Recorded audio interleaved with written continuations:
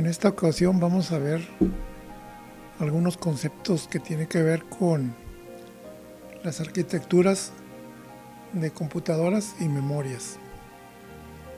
En esta primera imagen vemos un arreglo de memoria, donde vemos que hay memorias de 1K y 8 bits.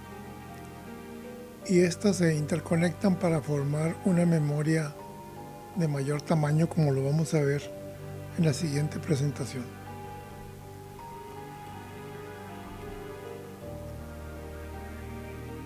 Iniciando con las arquitecturas de las computadoras, en esta primera diapositiva vemos el primer diagrama bloques muy general, donde tenemos al centro nuestra memoria y vemos el tipo de memoria ROM, que es memoria de solo lectura, Read Only Memory, memoria RAM, Random Access Memory, que es la memoria volátil. Cuando se quita la energía, los datos de esta memoria se borran. Y tenemos estas flechitas punteadas que apuntan a un almacenamiento secundario, como pudiera ser un disco duro. También vemos aquí que tenemos un bloque de entrada para convertir los datos analógicos a digitales. Por ejemplo, si un usuario va a alimentar datos a esta computadora, se tiene que convertir en forma digital. Lo puede hacer a través de un mouse, teclado, joystick. Si fuera una computadora o un microcontrolador para censar alguna variable física, pues aquí también irían los diferentes tipos de sensores. Lo que llamamos el CPU, la unidad central de proceso, está formada por dos componentes, lo que es la unidad de control y la unidad aritmética lógica. La unidad aritmética lógica, como su nombre lo marca, hace operaciones básicas entre datos a nivel binario, aritméticos como suma, resta, y con esto se implementa la multiplicación y división. La unidad de control se encarga de sincronizar los flujos de datos de todos los elementos que vemos aquí. Y tenemos también un bloque de salida que pudiera ser como un convertidor digital análogo. Este podría ser como un convertidor análogo a digital para dar información al usuario a través de pantallas, impresoras, audio o actuadores en caso de que sea un microcontrolador que esté controlando un proceso. Tenemos acá abajo dos arquitecturas de microprocesadores, la que se conoce como von Neumann y la Harvard. Podemos ver que en la von Neumann tenemos la memoria RAM y ROM, que se comunica con tres buses al CPU. Recordemos que los buses son varias líneas de señales, y tenemos un bus de direcciones, un bus de control y un bus donde van los datos y las instrucciones, el bus de datos básicamente. Y vemos que el CPU tiene una salida y entrada a un módulo que sería equivalente al módulo de entrada y salida que vemos acá arriba. Vemos que en la arquitectura Harvard la diferencia es que tenemos separadas las memorias ROM y RAM, y lo que hace, pues básicamente usando los mismos tres buses que vemos arriba, pero al tener separadas las memorias permite que funcione con mayor rapidez. Este tipo de arquitectura Harvard lo usan los microprocesadores que llamamos con arquitectura RISC, que vemos aquí abajo. Esta otra es la arquitectura de buses, que nos va a servir para entender nuestros arreglos de memoria. Tenemos el bus de direcciones, bus de datos y bus de control. Y podemos ver que en estos tres buses van conectados las memorias RAM, ROM, las unidades de salida y de entrada, y el CPU que controla todo. Cada dispositivo periférico, ya sea de entrada o de salida, tiene una dirección de memoria, como si fuera una localidad. Por ejemplo, en la pantalla, cada píxel está activado a través de una dirección de memoria. En la memoria tipo RAM y ROM, con estas líneas de direcciones de datos y de control, podemos manipular el flujo de la información. Vamos a ver en forma genérica cómo se armaría un arreglo de memoria tipo RAM, y para ello vamos a ver unos pasos que le llamamos reglas para el diseño de memoria o periférico. Ponemos las dos juntas porque realmente, de la misma manera como hacemos arreglos de memoria, podemos hacer arreglos de periféricos. El primer paso dice conectar todas las fuentes de alimentación en común. Segundo, conectar la línea de leer y escribir, esta R diagonal W negada, indica que con un 1 vamos a hacer una operación de lectura y con un 0 una operación de escritura. Entonces el paso 2 nos dice conectar la línea RW negada de todos los circuitos o chips en común. El paso número 3 nos dice conectar todas las líneas de dirección en común, cuando menos los bits menos significativos. Ahorita en los ejemplos vamos a ver qué pasa con los más significativos cuando se requieren. El paso número 4 dice conectar líneas de entrada y salida de cada columna en común. En realidad, en columnas vamos a tener un bus bidireccional de datos, como lo vamos a ver en los ejemplos.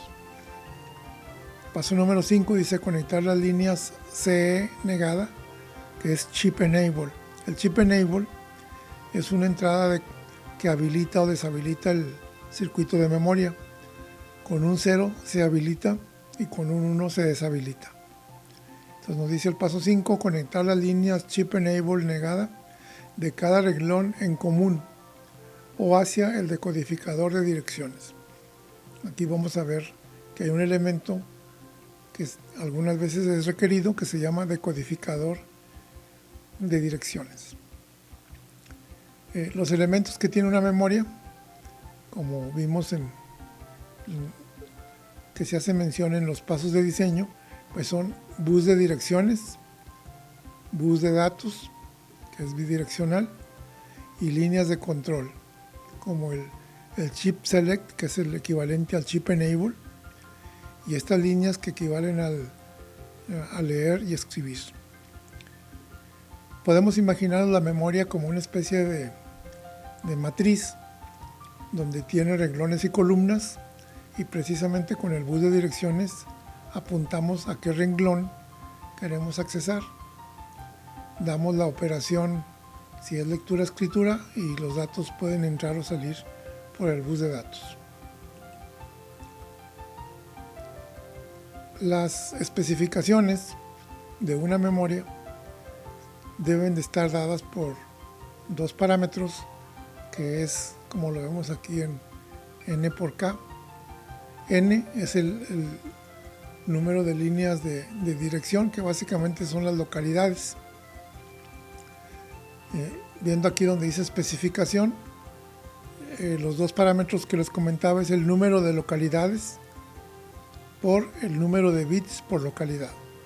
Les decía que es como una especie de matriz que tiene localidades y cada localidad tiene cierto número de bits. Entonces necesitamos saber esos dos parámetros para tener completa la especificación de una memoria. Para saber cuántas líneas de dirección requerimos para esta memoria, lo podemos obtener de esta expresión, donde si elevamos 2 a la n, nos da el número de líneas de dirección que requerimos, como lo vemos aquí. También hay algunos conceptos como el byte, que apunta a 8 bits, lo que es una página, que son 256 localidades. Y también cuando hablamos de un K, nos estamos refiriendo realmente a 1024 localidades de memoria. Aquí vemos la memoria con la que vamos a hacer algunos ejemplos, vamos a observarlos, donde tenemos nuestra memoria con sus líneas de leer y escribir, R, W negada, como habíamos comentado, con un 1 es para hacer lectura, con un 0 para hacer escritura. El chip enable, que con un 1 se deshabilita y con un 0 se habilita. Estas K es el número de bits del bus de datos, que obviamente debe corresponder al número de bits de cada localidad de la memoria. Tenemos aquí un decodificador de direcciones, que le llamamos así, que es donde llegan nuestras líneas de dirección.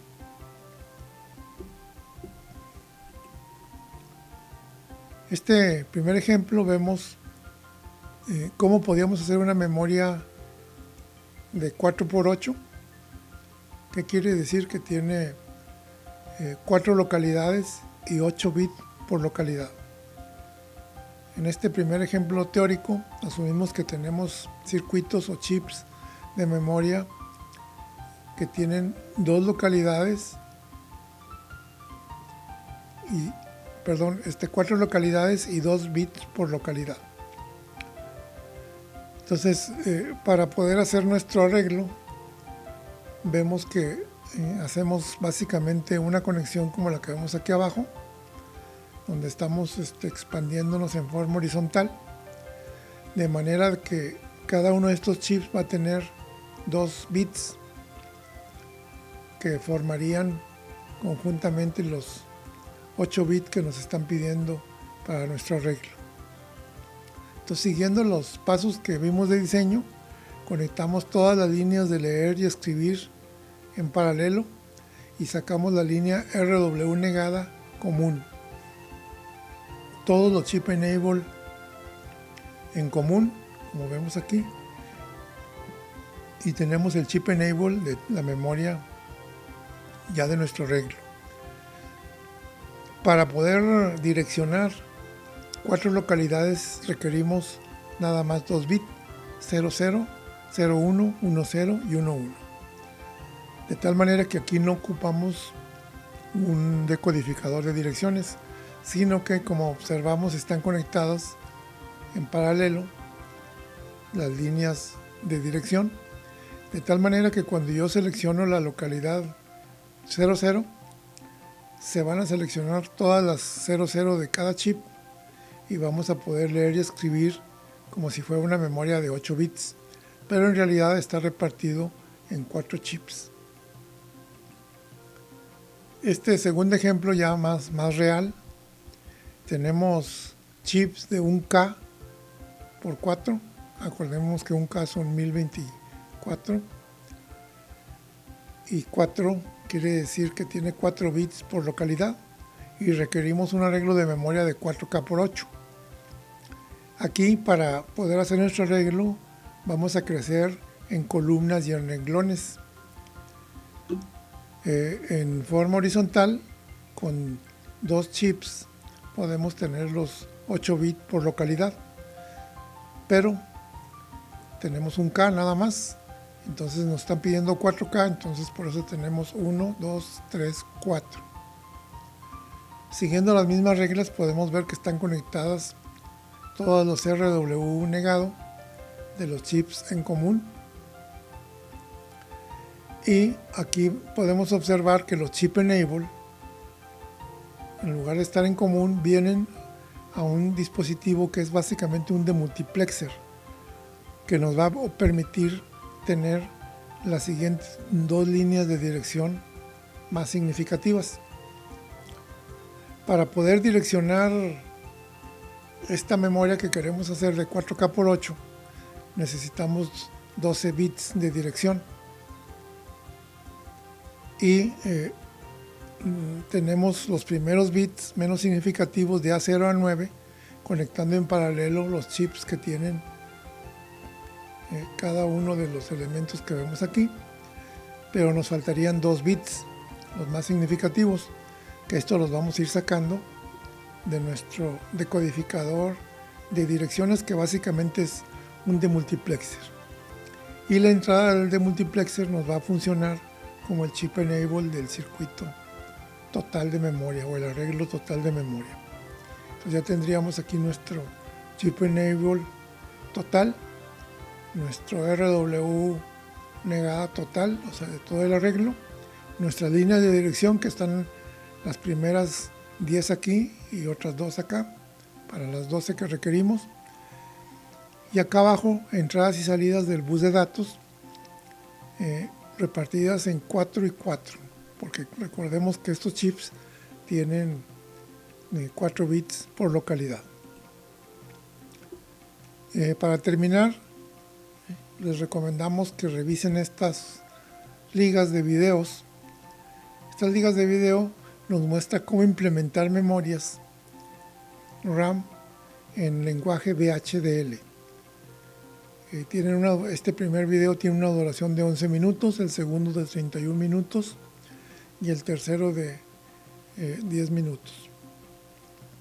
Entonces, revisen por favor este material para posteriormente prepararnos para nuestra práctica.